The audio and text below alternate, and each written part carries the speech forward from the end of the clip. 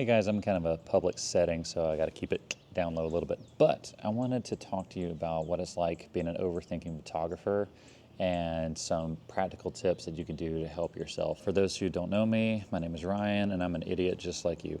So what does overthinking even mean? It means you have difficulty getting things done because your head is so clouded with ideas, thoughts, and conversations to the point where you're basically paralyzed and you get nothing done. You replay things over and over in your head, experiences you have with people, conversations that you've had, and it's to the point where you just clog up your head so much that you just become, you just aren't able to reach your full potential.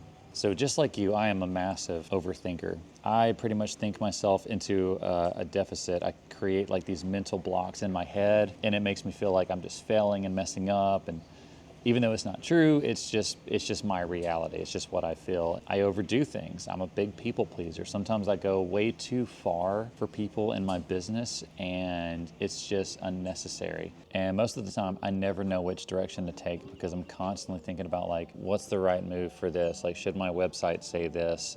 Did my client have a good experience? What did I do wrong? And so on and so forth. And this leads to perfectionism. And as we all know, perfectionism is a dangerous place to be because it never gets anything done. It's always thinking about like what could be better, and it often holds us back. So overthinking is fear of failure. That's all it is. It's the fear that you messed a conversation up. It's the fear that you're not running your business well enough. I'm gonna lose something. It's always like, I'm so scared of losing something. That's, at least for me, that's what I attach to. And often I feel like if I don't make the right steps, then my business just looks bad to everybody. However, I understand that failure is very necessary and crucial into moving forward. Like, for example, whenever people work out in the gym, a lot of bodybuilders go to failure, which means that very last rep, they just can't push it up. But that's where the most gain is. So essentially, failure isn't something that we should be afraid of, but we should welcome it. So here's the actual reality of it all. We are doing just fine. The problem is we can't see the whole picture. It's impossible for us to see the whole picture. We never know what people are dealing with behind the scenes. For example, people don't post their failures. If they do, they're nuts. And they go through stresses just like you and I do every single day. And also, one thing I want you to keep in mind is we're in a field of creatives and artists. What is that famous saying? You can't make a paint without pain. We're all going through it. It's very rare to find somebody who's just coasting and doing well. And if you're one of those people, just know that I hate you very much. People aren't thinking about you in the same way that you are thinking about you. I have been in enough of these situations where I thought I was falling apart, and the client told me later they could never tell. They automatically assume you're the professional in the first place. It's okay to fumble a little bit. It's okay to kind of not lose your cool, but not be so perfect. Also, as far as your clients go, they don't need to feel perfect. They need to feel seen and heard. They need to feel special during their session. So pretty much if you're just being respectful, you're guiding them, you're having a good time, they're trusting you. And if you just keep it just like that, they'll leave with a positive experience. One thing you gotta remember is people are just as boring as you and I. They're looking at the world with the same distractions, the same thoughts and feelings as you and me. And if anything, you're distracting them from themselves for a little while to give them a good experience. And one other thing that I'll tie into here, even if you feel like you're not making the best business moves right now, doesn't mean you can't come back from it. Like, there's no decision that you're doing right now that is completely permanent.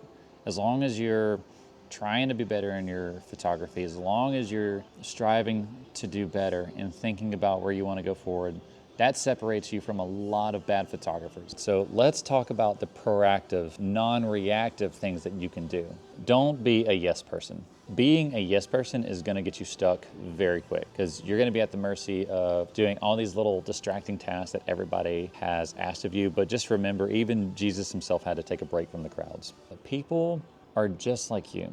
They're just trying to survive. They're also in their head about their own things. They're not really thinking about you, which sounds kind of negative, but it's a good thing. If you ever felt like the spotlight is on you, it's not. People forget about you very, very quickly.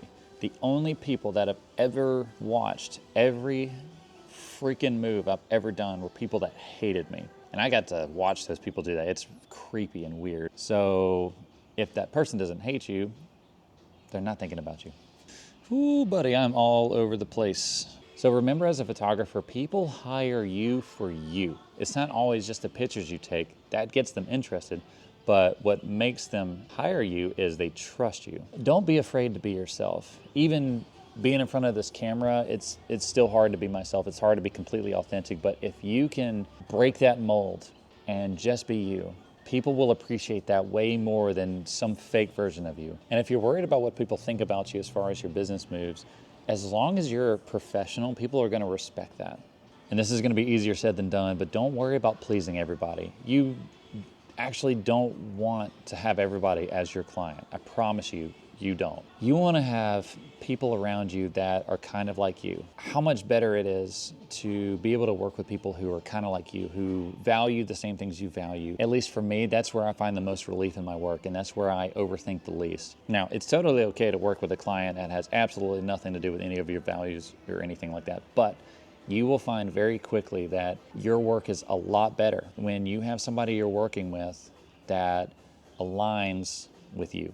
One thing I would really consider staying away from is bringing up negative things. Like, for example, you and I both know we don't like being ghosted. We don't like being glossed over. We don't like for people to choose a different photographer, blah, blah, blah, blah, blah. We get it. So the one thing I would recommend staying away from is complaining online about not getting inquiries or submissions or people ghosting you, or even reposting little things that we're kind of tired of as photographers, because you got to keep in mind that other clients are watching you and they're seeing you.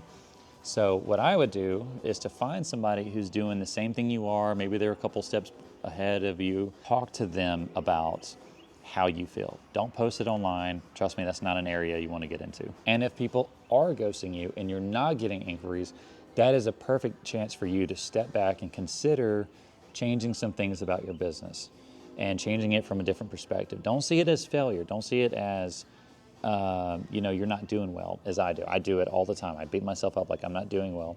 But the truth is, it has nothing to do with you. It just has everything to do with probably something really small and stupid. Think about the last time you put something in a shopping cart and then you abandoned it. Like, you were probably really excited about it for one moment and then you just kind of forgot about it. The product is still just as good. The brand is probably amazing. Sometimes people just get busy. It can be stupid little things like that. So if anything, consider it all a free critique that you didn't have to hire a mentor for.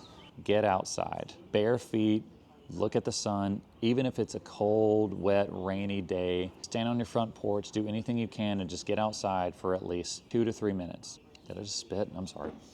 And also, get away from your camera and your business for at least one day. And you can create this rest day as part of your weekly structure too. And I cannot stress this enough, and people make a lot of excuses for it, but go exercise. If you don't like going to the gym, just go for a walk every single day for at least 30 minutes. So the other day, I went for the most uncomfortable run ever done. It was like 34, 35 degrees. It was cold and nasty, and when I went for the run, like, I was just coughing a bunch. My lungs were burning, my nose, my eyes were burning, and I'm really glad that I did it. For some reason, it just gave me the confidence to realize, like, I'm not messing up. Like, I'm okay. All I needed to do was just move. I'm super glad I did it. Like, it shifted my entire day from being cold and full of thoughts in my head to completely cleared up. So here's a couple things to remember. Even calm and collected people do the same thing. And your failure and your overthinking is a reminder that you care. There are a multitude of photographers out there that are just throwing their business away. They don't care. They're just letting it go.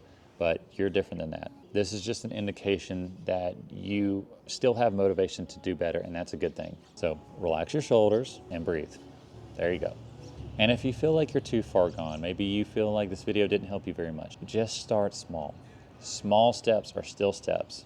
Don't know if you've ever read the book Atomic Habits or not, but it's about the very small movements to get yourself going. And remember, until death, all defeat is psychological. Have a good one, homie.